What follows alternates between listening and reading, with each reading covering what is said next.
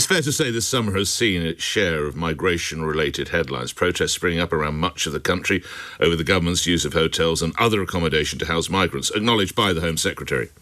We need to close all asylum hotels, and we need to do so for good. But that must be done in a controlled and orderly manner, and not through a return to the previous government's chaos that led to the opening of hotels in the first place. She also reminded us about her one-in, one-out returns deal with France, signed last month, which we were told would see 50 migrants a week return to our European friends. However, she conceded in Parliament yesterday, no small boat migrants have been sent back to France yet. Well, just to give you the numbers, this one-in, one-out, since the deal was signed, 3,567 people have arrived and 0 have gone out. I don't know how she can keep a straight face. Perhaps you just worry about this sort of increasingly competitive political kind of war of words to see who can sound the toughest when it comes to asylum seekers. So only a few years ago, you probably remember it, that Theresa May said she wanted to create a hostile environment for illegal migrants. And that was pretty controversial. At the time, Labour condemned it, saying it undermined Britain's proud history of tolerance. Well, now we seem to be in the middle of a Labour government doing all it can to create a very hostile environment for people who are coming here under their legal right under international law to claim asylum and safe haven.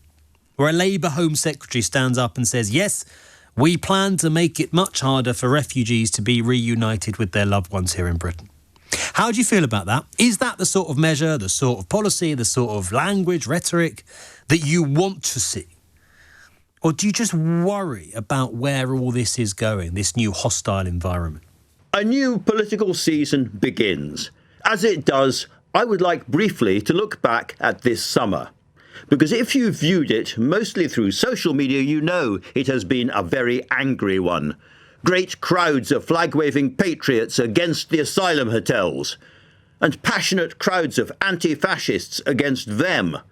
And further down the street, the pro-Israelis against the Gaza campaigners. Oh yes, and all those little films you see about London is over, Britain is finished. So much anger, so much hate, so much despair. And what I want to say is that all this is not in general bad or wicked people trying to turn us against one another. No, this is what the algorithms are designed for.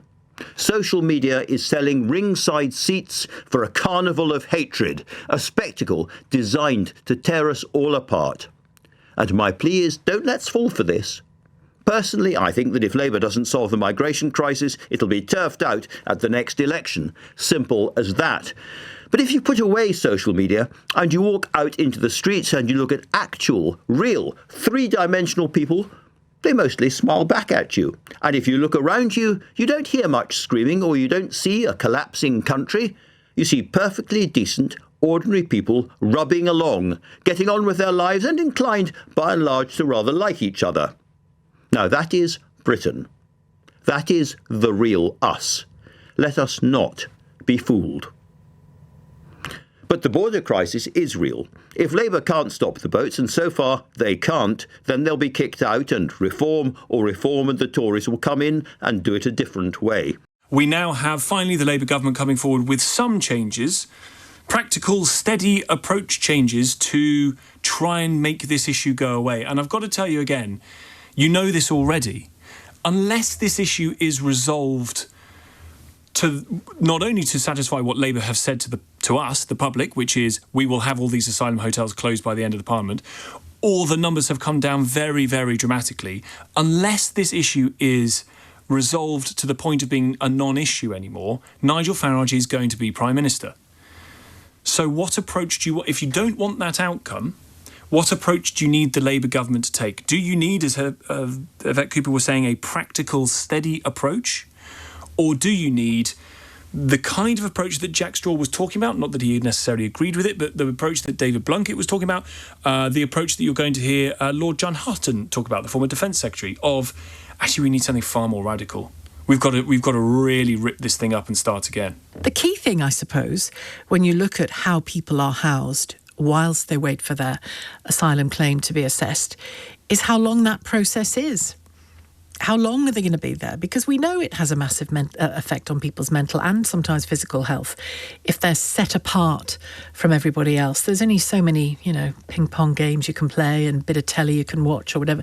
It doesn't actually help us either if we dehumanise people while they're waiting. It doesn't. You might balk at the expense. You might balk at the fact that they're coming at all. Like, you'll have your own views and your own story, but it doesn't help us for it to take ages and to be below standard. It doesn't. And I'm not saying hotels are the perfect solution. And clearly there's a massive political drive to stop using them. But is this the way to go? How do you operate in a world where everybody is pretending that the single most significant issue in the country is former hotels now repurposed as processing facilities or holding centres for asylum seekers?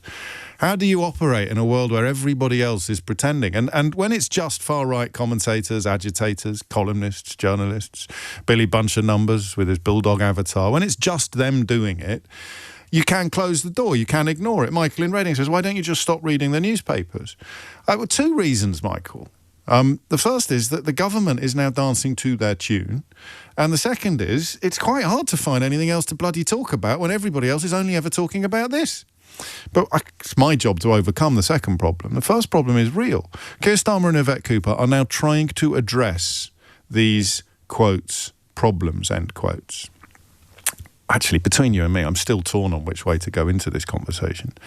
Do we do it on the premise of how should we be conducting ourselves in the context of this insane public discourse, in the context of an absolutely insane public discourse, which is pretending that these issues are the only issues in town. Reform, obviously, desperate to fight the next election on one issue and one issue alone, because it's the only thing they can ever campaign on. The only thing they can ever do is just throw more fuel onto the fire of fury and stoke more flames of anger and dissatisfaction without ever pointing at the people truly responsible for it and pointing endlessly, well, as I've already told you, on Mondays it's Romanian builders, on Tuesdays it's Polish care home workers, on Wednesdays it's Filipino nurses, on Thursdays it's, I don't know what it is on Thursdays, Nigerian security guards, on Fridays it's Pakistani accountants. I don't know what it is on Saturday, Sunday, Monday. It's like the Craig David school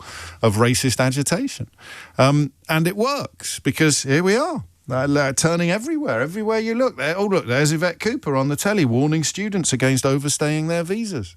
There's Keir Starmer on social media, still on a platform that is being used to promote National Front policies by its own owner. There's Keir Starmer warning that you're going to be deported if you do X, Y or Z. There they are, making comments about people coming here with family members from some of the most unpleasant parts of the world.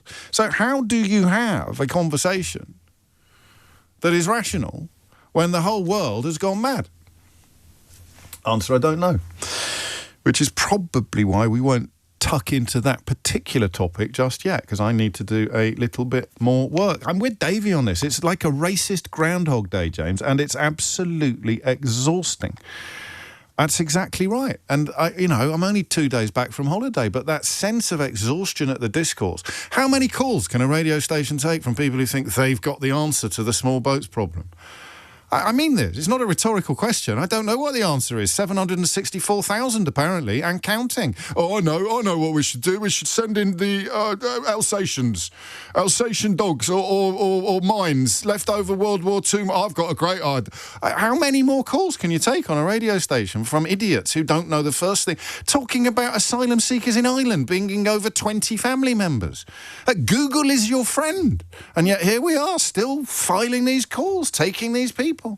Unbelievable. They're eating the cats, they're eating the dogs. Absolute lies. And yet somehow informing political discourse on both sides of the Atlantic. It's absolutely extraordinary. And I do not know, and God knows it's lonely as well, how many people in the UK media even pop up occasionally to say, guys, you've all gone mad. Or even to say, what the hell are the Tories playing at, considering that they caused this chaos, they caused all of these breakdowns in the system, and now they're pretending that it's all Keir Starmer's fault. It's absolutely insane. How do sane people conduct themselves in an insane universe? Orwell has some advice for us. If you can hold on to the truth, even if you are the only one, you will not go mad. I'm not sure that's true. I'm not sure that's true, George. I think Eric might have got that one wrong. If you are literally the only one telling the truth in a world full of liars, I think you might go mad.